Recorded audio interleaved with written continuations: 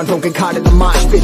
Fuel to the fire, ain't nobody can stop it. Trouble in my city, but you know I'm across it. Got a 40 on my hip and I'm liable to spark it. Throw down these hits, my click is indivisible. I aim, you duck, I squeeze, now you invisible. I'm not afraid of getting physical. All these different chemicals are fogging up my visuals. Bloods on my hands, got slugs on my gunners. Yo, we notorious, we ain't no runners. Bloods on my hands, got slugs on my gunners. Yo, we some warriors, they ain't called gunners. Bloods on my hands, got slugs on my gunners.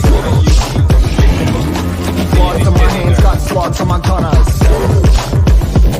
Put on my sweat, put on the beat, put on the map, put on my team. Take out every motherfucker in between. Know what I mean? Better myself, better my aim, better my rep, better my name. Killing rappers on my hang, I'm by their chains for the fame. Never thought I would, now I'm running. You don't wanna follow me, I'm out the. What's going on? What's going on? Good evening and welcome to another live broadcast of Steve the Kidney Nurse. I'm your host, Steve Belcher. Thank you for joining us. Hey, did y'all see that show last night with Dr. Antilla concerning a heart-kidney connection? That was a great episode. If you missed that show, go to my YouTube page or my Facebook page and look for that show from yesterday. Look, share this broadcast. Right now, we have 3 people watching, okay? And this topic we're going to talk about tonight, I know thousands of people are dealing with this, and that's chronic illness / or kidney disease and the impact on the family. Okay, often someone is dealing with a chronic illness, and they may have a partner or a wife, and they don't discuss what they're going through, the issues that they're dealing with this disease, and in turn, this can possibly cause friction, stress, and all kind of problems in a relationship. In fact, I've heard of some warrior spouses left them because they couldn't deal with their partner being sick and going to the appointments and emergency rooms and this and that. So tonight, I brought my friend and colleague, Jen Benson. Okay. Now, Jen Benson, y'all guys need to know her if you're looking for a transplant. She's being underutilized, but Jen Benson is a double transplant recipient, kidney, pancreas, and also CEO of the Transplant Journey. Okay. It's a lot of people that need help out there, and if you reach out to her and you're serious about doing what you need to do to get on a transplant list or to find a donor, Jen is that advocate for you. But you got to be serious because she doesn't play. Okay, she's about her work, and she know what it's like to go through what thousands of warriors are going through. All right, but that's the one thing. If you're going to reach out for a service, you got to be serious about taking this journey with her and let her show you how to navigate this process. So let me give her Jen the VIP welcome and bring her in. Without further ado, Jen Benson.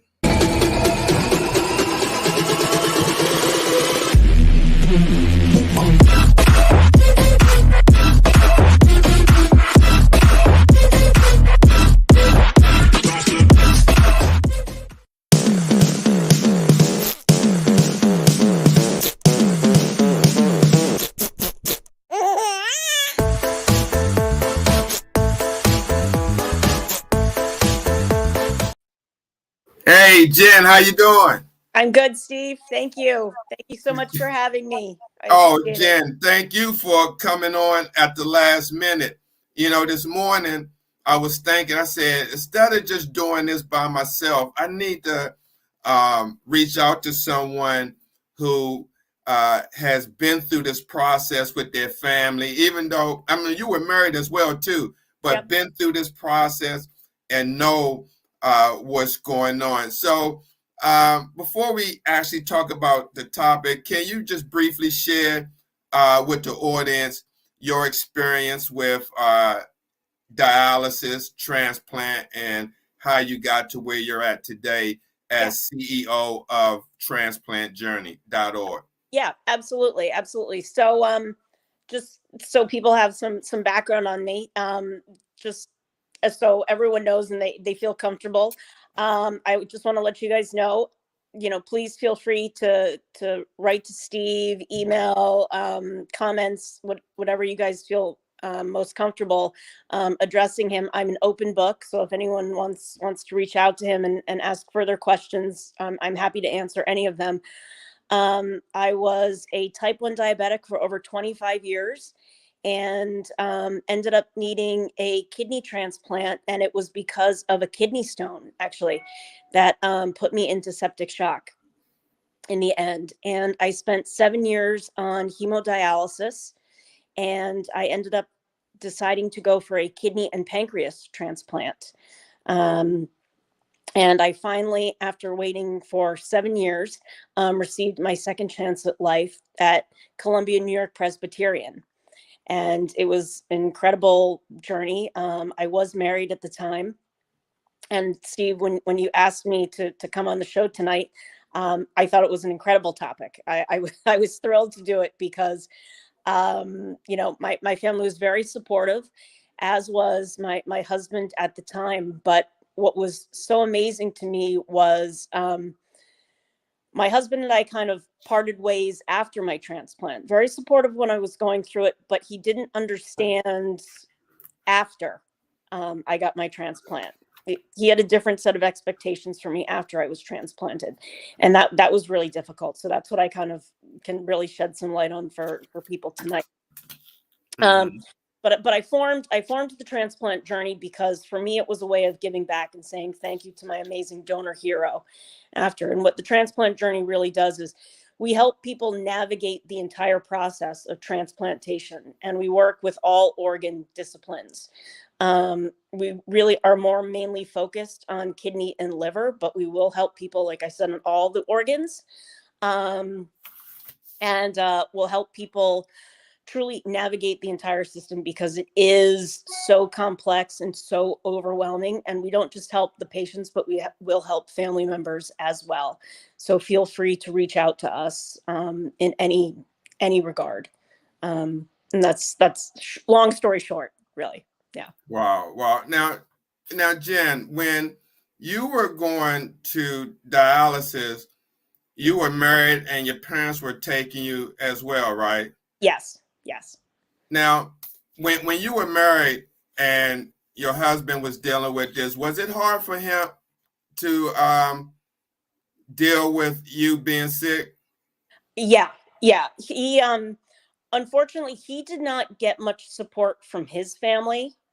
They kind of looked at me like I was an impediment on his life because right when I got married to him, 2 weeks later, I was told I needed to start dialysis. We returned from our honeymoon, and 2 weeks later, I had to start dialysis, and he didn't even know what dialysis was. Wow. Yeah, I remember lying by the pool on our honeymoon, and I actually had my legs propped up on like 4 different towels because my ankles were starting to swell, and we had no idea what that was from. Really?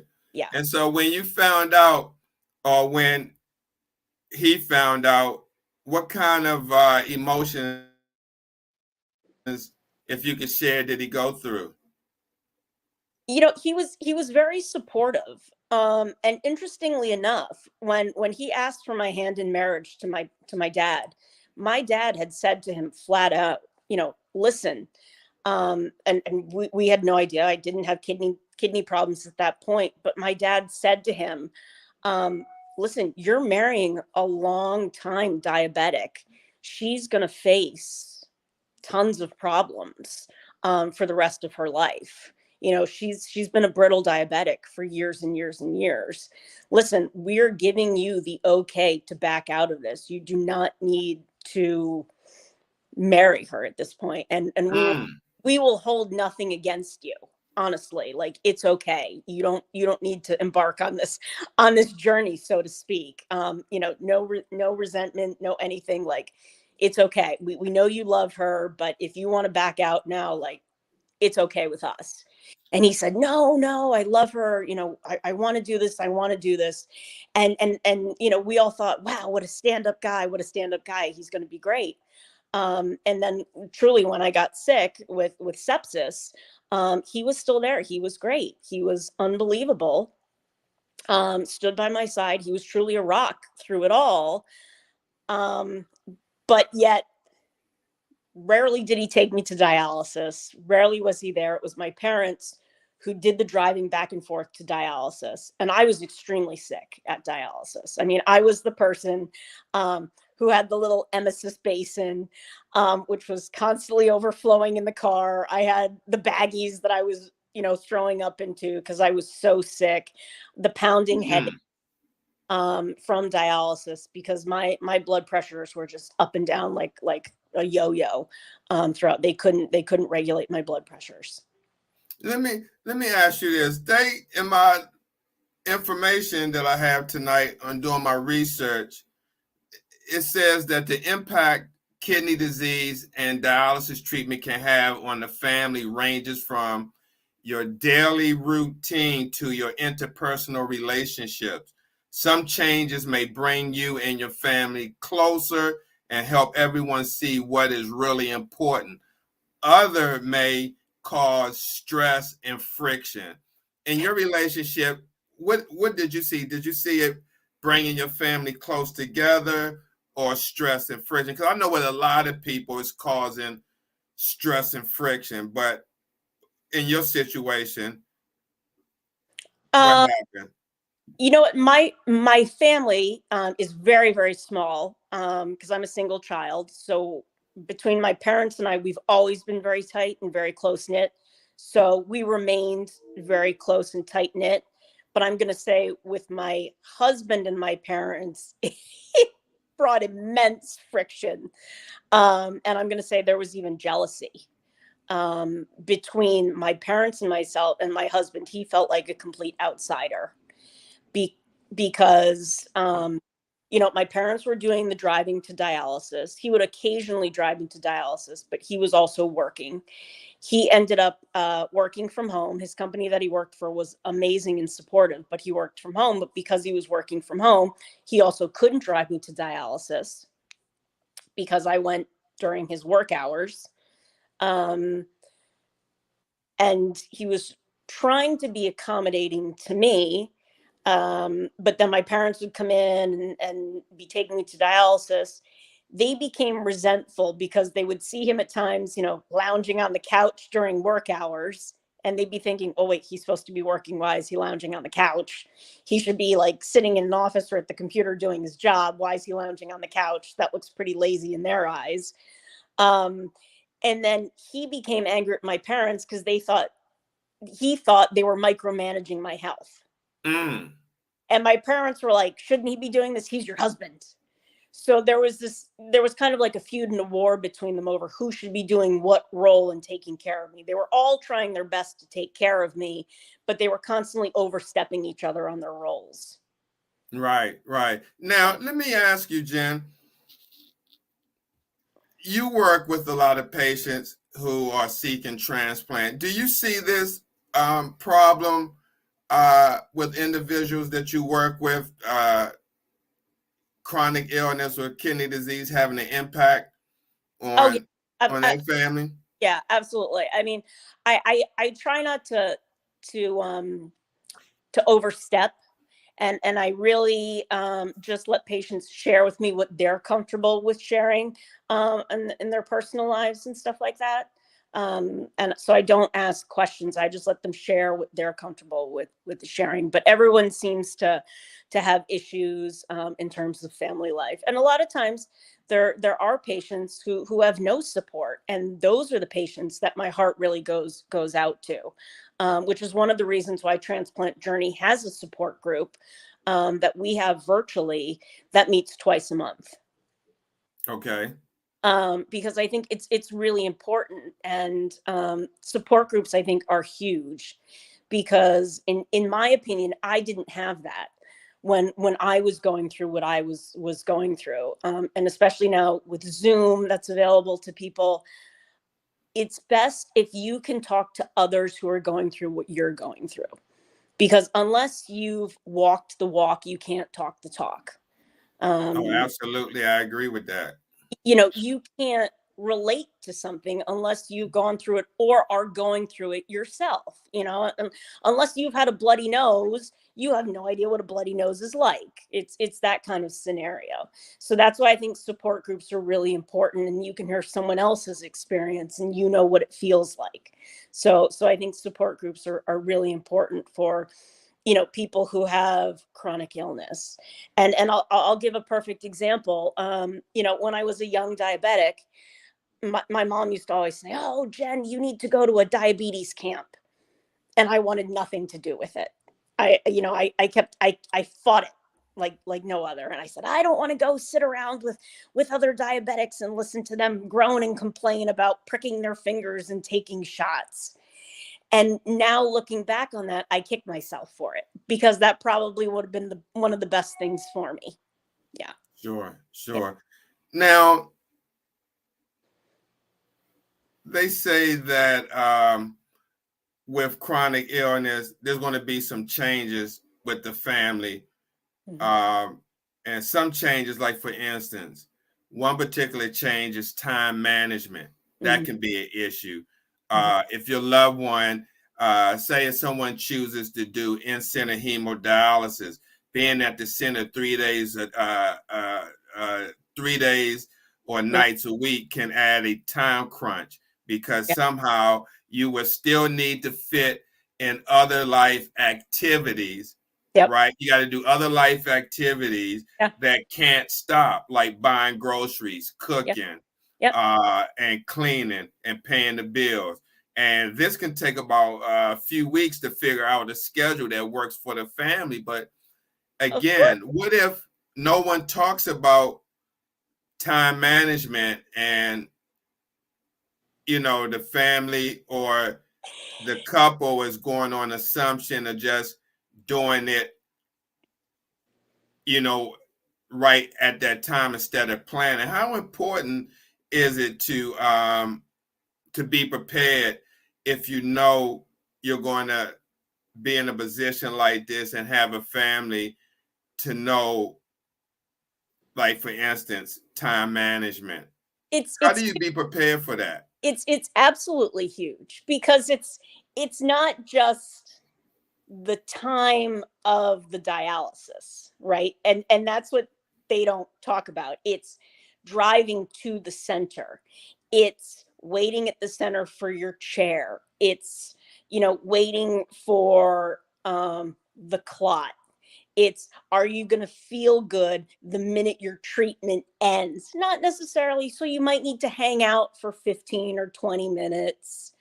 There's multiple issues that come into play at dialysis. So you need to have a plan. You need to discuss things. And there are going to be days after your treatment that you don't feel good, that you're not going to be up to your regular routine, that your whole family is going to need to be made aware of, or your friends are going to be need to be made aware of. And that and this isn't just applicable to dialysis, because you're going to have a lot of people that might do like preemptive transplant, that aren't even on dialysis, that are going to be affected from just kidney disease, that are going to suffer from brain fog, that are going to suffer from, the tiredness that comes with kidney disease, that might have a little bit of swelling, that can't function their regular speeds, that their family needs to be made aware of, that are going to have to continue with jobs and with running kids around and taking care of animals and the house and, everyday life that comes into play. So there needs to be a plan in place where everyone is on board. And there are, I like to call it, I don't know, I call it like the tree. Um, and it's just kind of like, little branches that come out where if this isn't right, you've got a step down plan. And this is who you're going to call if this didn't work out. And this is who you're going to call if this didn't work out. And it's literally just the branches that come out and that come into play if things don't measure out the way they should. Mm-hmm. You know, Mm-hmm. but it's very important to have the backup plan in place.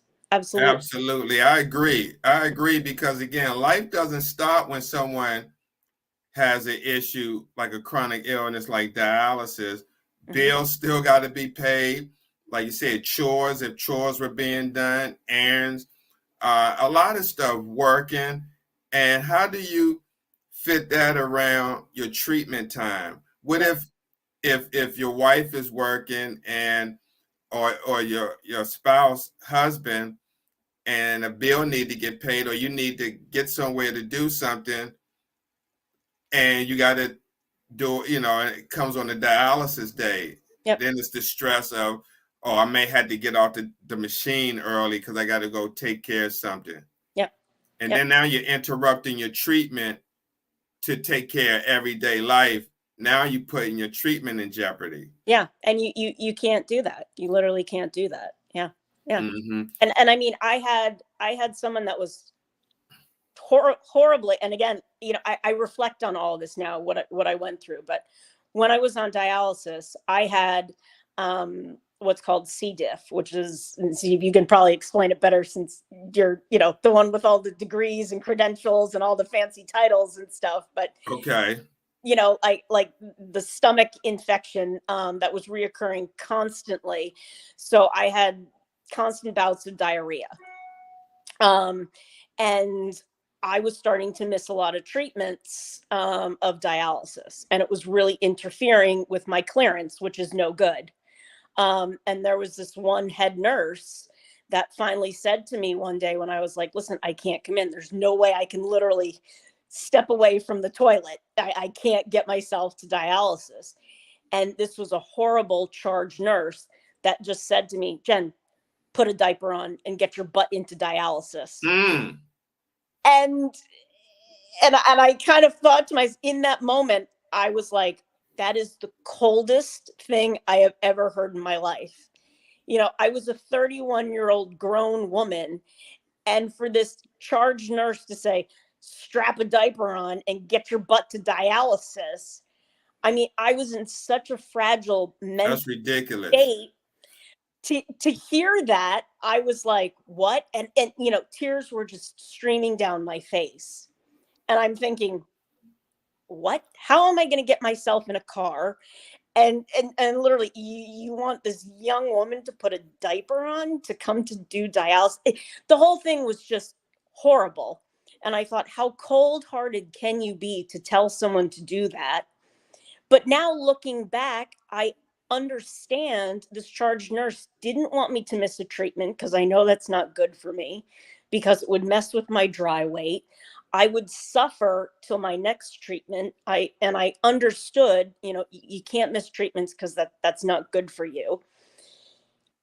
This nurse was trying to do their job, trying to protect me, didn't want me to have other health issues come into play, but just the way it was said was terrible, Yeah. But when you're in that fragile state, there are other ways you can present this to a patient, really. Yeah. It was horrible. And my family was of no help and no support in that moment. They were just like, Jen, you got to get to dialysis. And I was like, I literally can't get to dialysis right now in this moment. Yeah.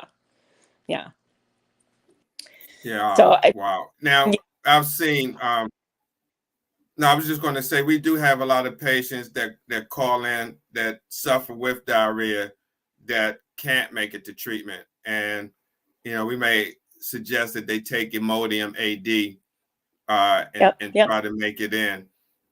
But I completely understand that. Now, let's talk about another change that impacts the family that's important, and that's meal preparation. that may need to be adjusted to fit the renal diet needs. And we know that dietitians may recommend limits on potassium, phosphorus, sodium, and fluids. And figuring out what to eat can be a big challenge when you're just starting dialysis. And then when you're talking about fixing two different meals can be exhausting when you got, you know, if you got a big family or kids, you know, they're not going to want to eat a renal meal. So you're going to have to fix the renal meal and the meal for the family, which can be overwhelming and can be expensive for some people. Yeah. And if you're a diabetic, don't forget to throw that one in there on top of it too. Oh, absolutely. So they suggest if everyone can be flexible, some easy ideas to consider include using more spices and herbs in place of salt and having build your own meal. So again, if you talk with the family and include them, then they could be more, they may be wanting to eat what you eat to be, you know, healthy. Like they suggest maybe having a build your own meal, like salad, pizza, tacos, where each family member can add ingredients to their own plate. Mm-hmm. Mm-hmm. How did you and your husband deal with meal preparation? If you're watching on here, you're watching the live, let us hear how your family, if you're dealing with a chronic illness, how you guys are dealing with meal preparation. Or do you cook two separate meals or is it one meal? Sound off on TikTok and YouTube and Facebook. But Jen, is that something that you and your husband had an issue with? Was meal preparation, being that you were diabetic and brittle as well? Yeah. Yeah. I was actually very fortunate there because I don't cook at all. So my husband was phenomenal there. He did all of that because he likes to cook. So Awesome. he was the one in the kitchen there, like whipping up all the meals and stuff. And he knew what I could and could not eat, which was literally, cardboard. Because of the diabetes and the renal diet, it was a real balancing act. It was, I mean, my choices were so slim. And because I was on the hemo, it was even smaller, at least, you know, with the peritoneal, your choices are a little bit broader. But it was slim to nothing. So it was terrible. Yeah. And the fluid restrictions are even worse, on the hemo. So, I mean, it was, you know, 32 ounces a day. It was horrific. Yeah.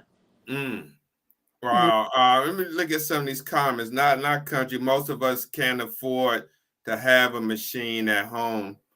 They talk about home dialysis. Yeah. And I guess they was answering to this question. This is why home hemo is great. And Junior, hey Junior, thank you for chiming in. I seen your fluid question.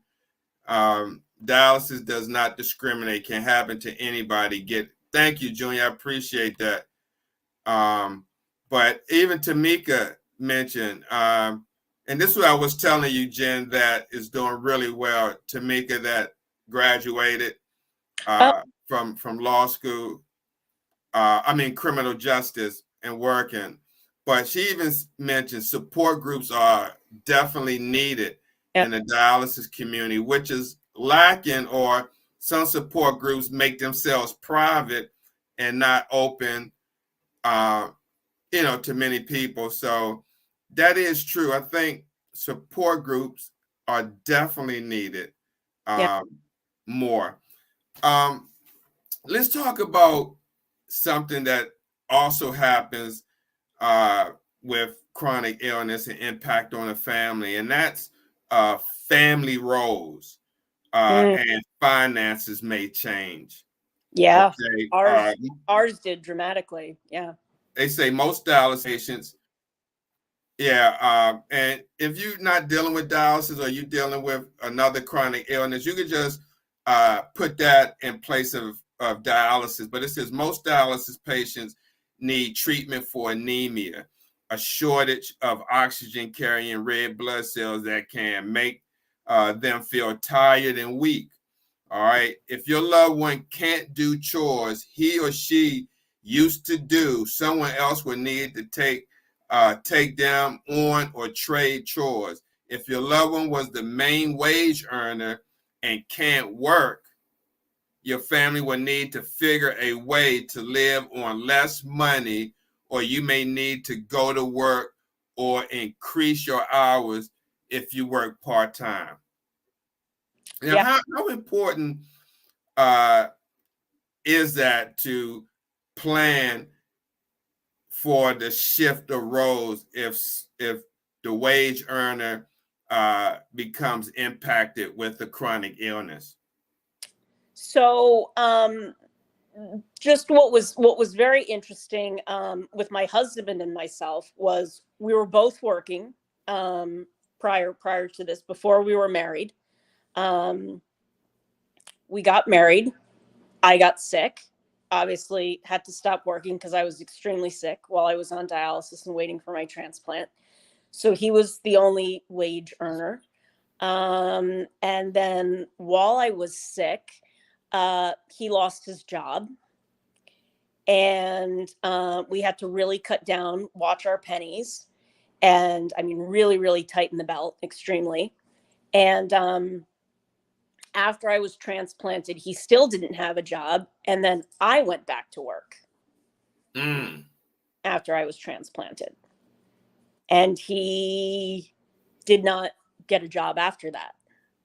He was looking for a job, but so our roles completely switched, truly, truly completely switched.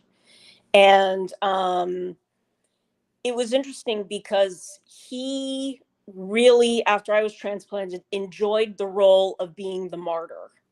And it was almost as if he liked being the caretaker so much, he didn't want me to get healthy after my transplant.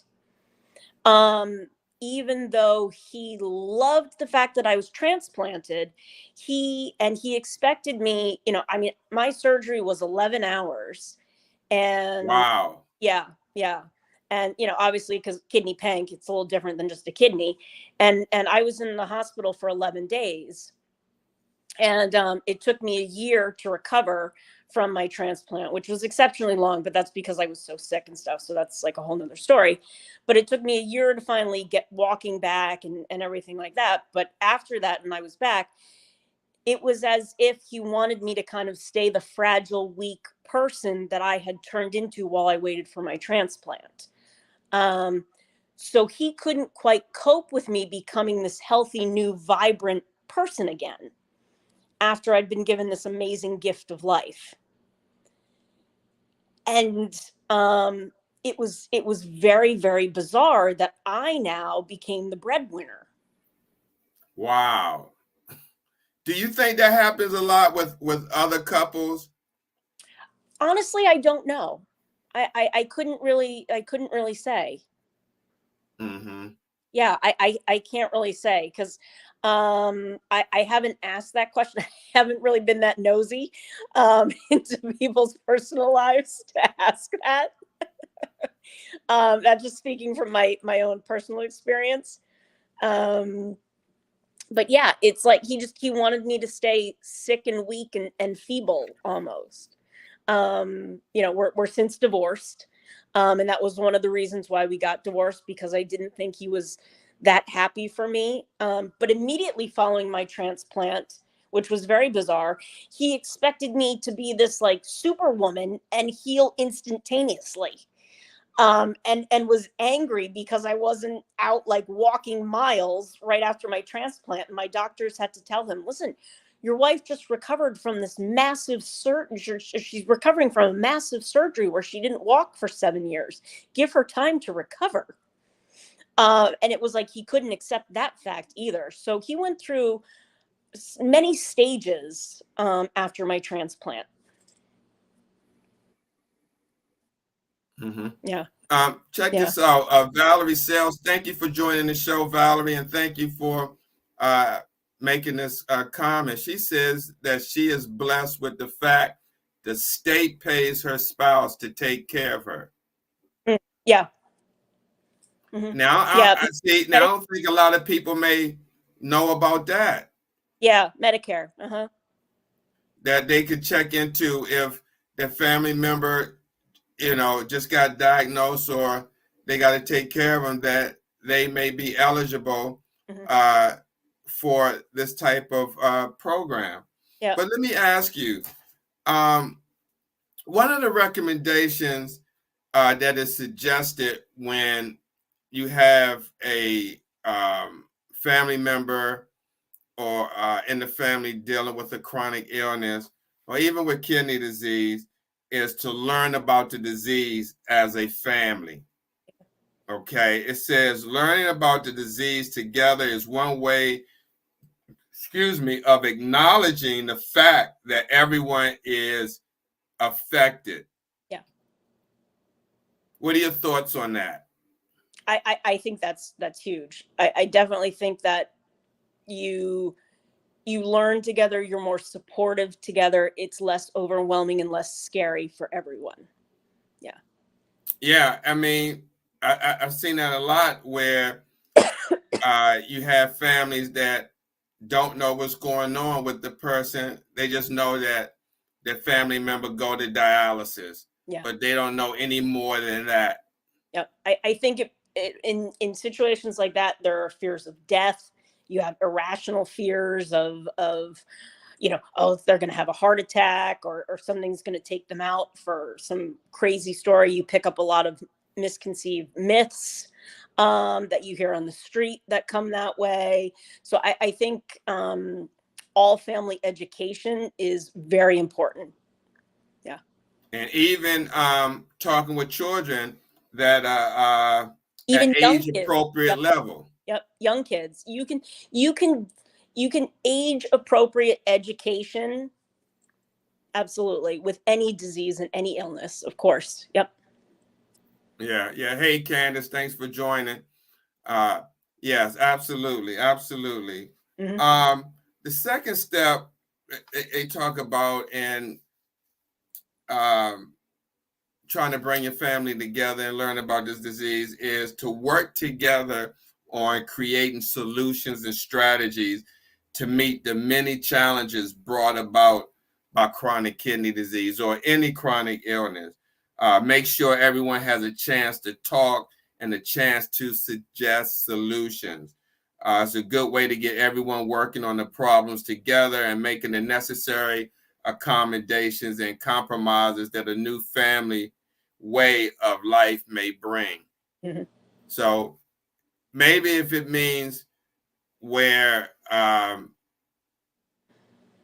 if you got kids that drive, maybe they could chip in and take whoever's dealing with Yep. the illness to appointments or to dialysis or whatever. Someone has to work or take on a different role, but you got to create solutions and strategies to deal with this. Yeah. I think give everyone a task. It's kind of like spokes on a wheel. The family is the whole wheel, but everyone has a spoke so that they all feel useful and everyone is working together. That's the only way everything's going to get done, and you're all going to work as a team. Thank you. I appreciate that, Valerie. I appreciate that. And that's why we try to do shows like this, because even though that there's a lot of advocates and you see some kidney shows out there, topics like these are rarely discussed. Because I think, when patients say they're dealing with this by themselves, I think that's the time when they need to open up to family or spouse, Mm-hmm. to let them know exactly what they feel inside so the other person can know what's going on and they don't have to kind of guess because they don't know what's going on in someone's head. Mm-hmm. What do you think, Jen? Oh, I absolutely. If I had known some like what other people were going through when I was going through it, I wouldn't have had the crazy thoughts in my head. I mean, I truly felt so alone when I was going through the process, I had no idea. I thought I was losing my mind. I was in such a dark place. I had plans of my own death numerous times because I didn't talk to a single other transplant recipient during the entire 7 years that I waited for my Mm. transplant. I didn't know how to access another transplant recipient.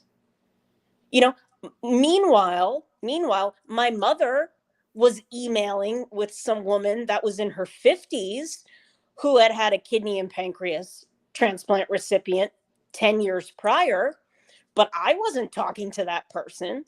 So I had no comfort in that. That wasn't doing any good for me to reassure me, to make me feel better about my outcome or how I was feeling. Um, so I felt completely alone. I didn't know what was normal for someone else to be feeling, or were my thoughts sane or insane. Meanwhile, I was freaking out on the inside. Some of my thoughts were totally irrational, come to find out. I mean, I was, rethinking whether or not I wanted to have a transplant because, having the tube up my nose, which now looking back was totally stupid. And I'm thinking, okay, Jen, that was the least of your concerns, Right. in recovery. But to me, I was scared to death over that, which is such a minor little thing. It's a couple of days, but I was literally, oh my God, maybe I shouldn't get this transplant all because of a little tube in your nose. But that, I mean, I'm sure that's real. That's real. yeah. And that was all because, on one of the calls, one of the offers that came through to me, they had explained, okay, these are some of the tubes that you're going to wake up with after your transplant. And that was the one thing that really, put a bug in my brain. And for some reason that freaked me out of all the descriptions that they gave me. That was it. But because I had no one to talk to, no one relate to, no one to share my worries and my angst with, and that's why I think it's so great when you can talk to others and share your concerns and know it's okay what you're going through. Again, going back to Tamika's point with support groups, they're huge. Someone that you're not alone with. And it's not just transplant, it's not just dialysis, it's truly chronic illness, chronic disease. It's really, really important. And I think, with all of this, you don't have to put on the brave face all the time. That's one thing that I really stress. It's okay to say, I'm not okay. Mm. We can all break down from time to time, you know, Right. because we don't feel good 100% of the time with chronic illness. Right. That's what it is. Chronic illness, it's an illness, guys. It is what it is. Let me ask you this, Jen. I got a question from Latasha Gardner. Thanks, Latasha, for your support. I really appreciate it. She asked, how do you get a loved one to share, feel comfortable with family members? Mm. From your perspective. From my perspective. Like if someone wanted you to share, like you had a family or your husband wanted you to share, feel comfortable, you sharing, like say if you didn't share what was going on with you, like if you had a chronic illness, Mm-hmm. how do you get that loved one to feel comfortable to share with family members what's going on with them? Yeah. From your perspective. Yeah. I think like casual conversation is the easiest, rather than kind of, poking the bear. I think when you expect people to open up too much, that's a bad scenario. So if you just keep it lighthearted and keep it casual, that's the best. And then if that person wants to open up, they will. It's like, perfect Right. example. Right. That's something that takes time. Yeah. My parents, and as I've shared from the start of this interview, I'm very much of an open book, but I wasn't that way when I was young, when I was first diagnosed with my diabetes. I was 11 years old, and I kept it all bottled in. But my parents started taking me from, I think it was either 12 or 13. My parents started dragging me to therapists from an early age. And I was like, why are they taking me to therapists? What do they want me to talk about? And I wasn't ready to open up and start talking about the effect that diabetes was having on me. So I would go to these therapists and just kind of like babble about nothing to them, because I didn't know what I was supposed to be talking about, because to me, I thought I was fine and I wasn't ready to open up and explore and share with them.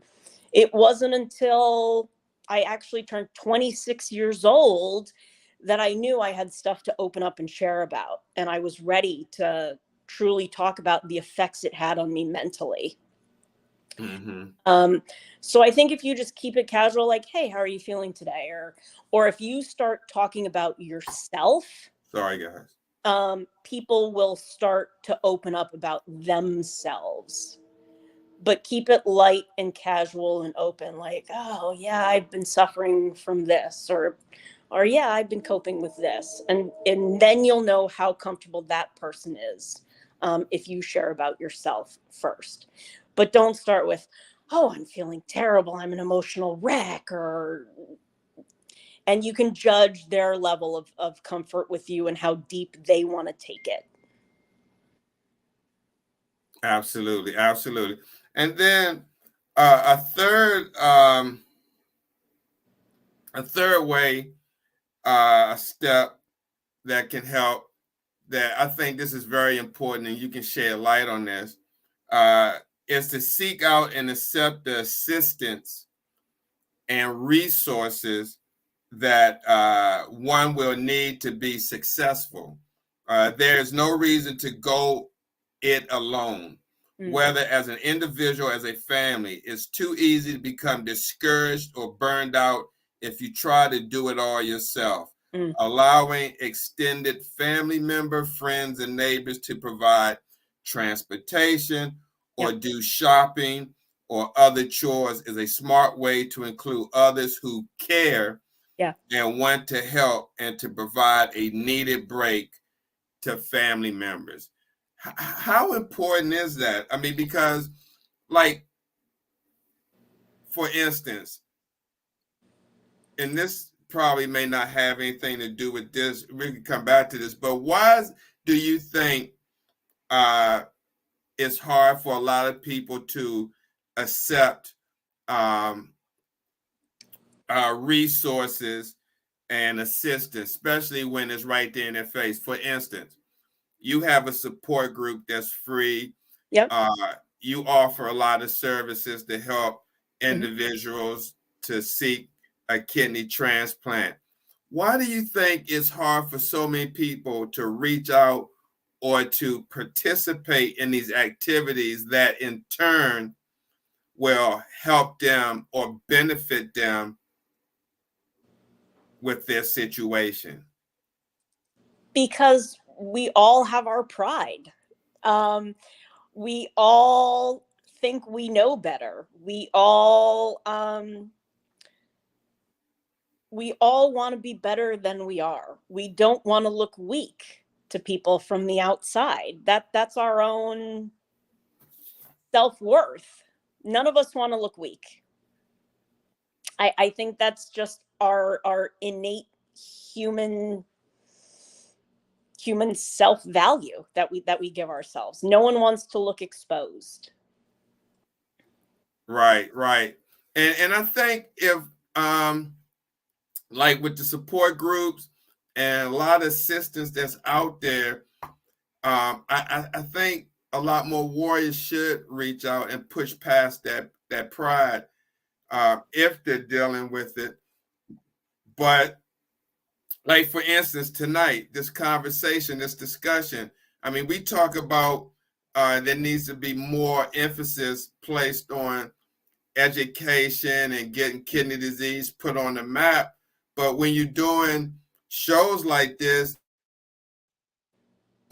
handful of people come out and listen to the information, and not just here, but I've seen it in certain health realms where when it comes to health education, there's little turnout to hear the information.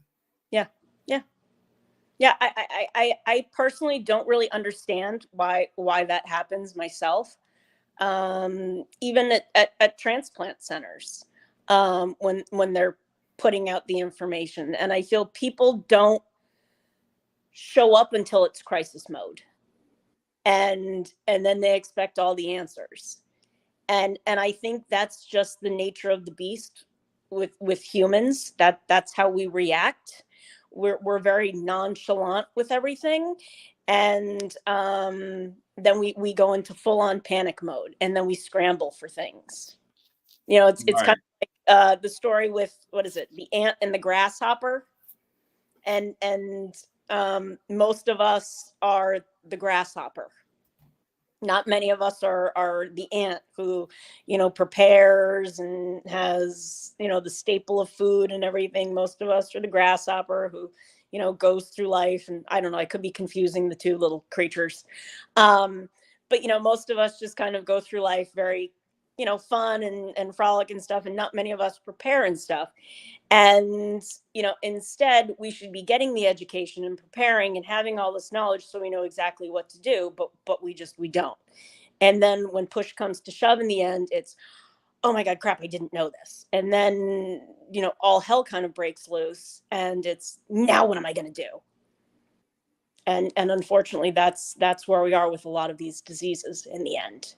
And then it's too late to do things, and then we're stuck in a bad situation. Right.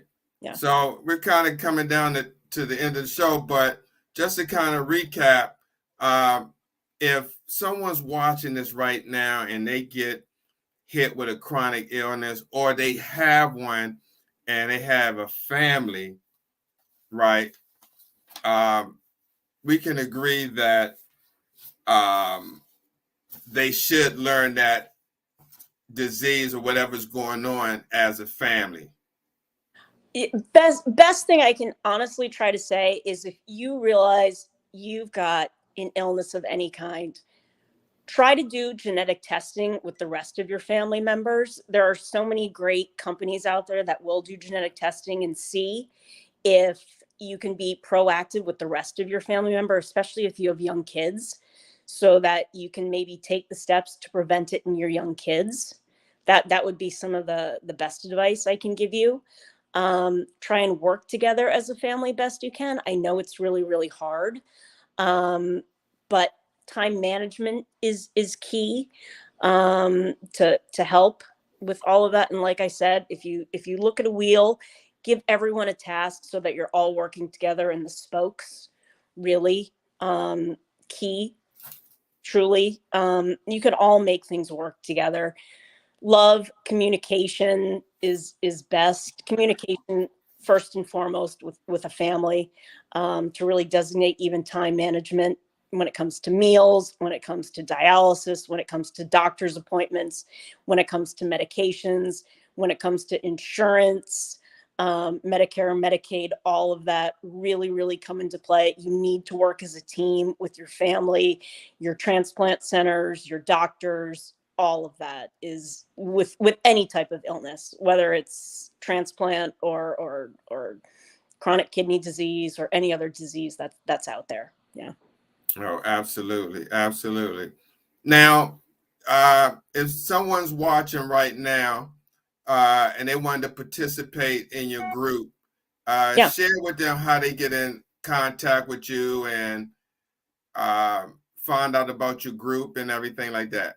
Absolutely. The group is very simple. We have a support group. It's on Facebook. It meets twice a month on Thursdays, the first and third Thursday of the month at 8 p.m. Eastern Standard Time. It's very, very simple. Our support group is on Facebook.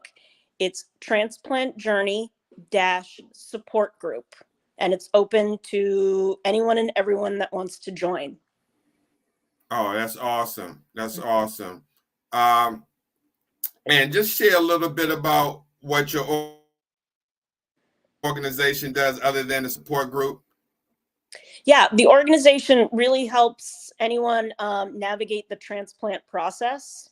anyone that's looking for transplant.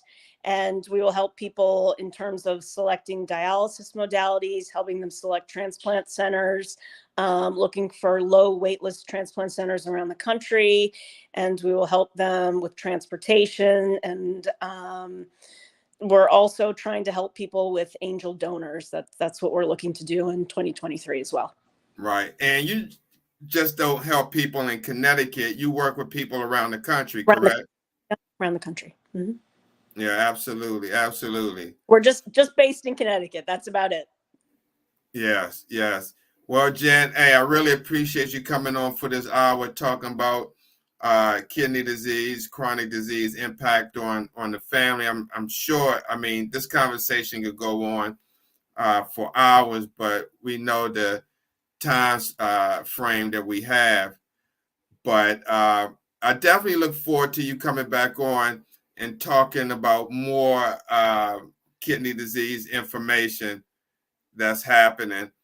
I don't know what's going on with my my camera. Is going in slow motion.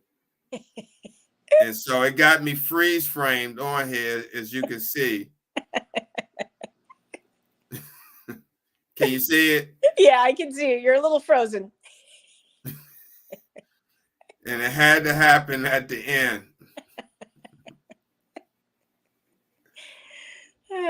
So we're going to end the broadcast, and I definitely look forward to you coming back, and we're going over other topics as well. That sounds excellent. I appreciate it. And thank you so much for having me, Steve. As always, I love being here, and sharing is caring, and I'm an open book to tell my story anytime. All right, Jen, thanks a lot, and I'll talk to you soon. Okay, thank you, and happy holidays, Steve. All right, same to you, Jen. Thanks. Thanks. All right, bye-bye. Guys, I don't know what's going on with my my frame. It was slowing up, but that's modern technology as we see it. So again, I just like to thank Jen Benson from Transplant Journey and everyone who joined the show, from Latasha Gardner, Furniture Outlet Store, Margaret. Thank you for joining, Margaret. Valerie Sales, Candace. That's pretty much the same. Oh, Sugar LaRoche, Junior. Thanks, Junior. Tamika. That Pooger, Mickey Max, and anyone else that I may have forgotten. Appreciate you guys. I'm probably going TikTok after this to go more deep in detail. But thank you guys for joining, and I'll see you next time. This is happening again with my with the software. So we see you guys later. Have a great evening, and stay blessed and encouraged. Good night.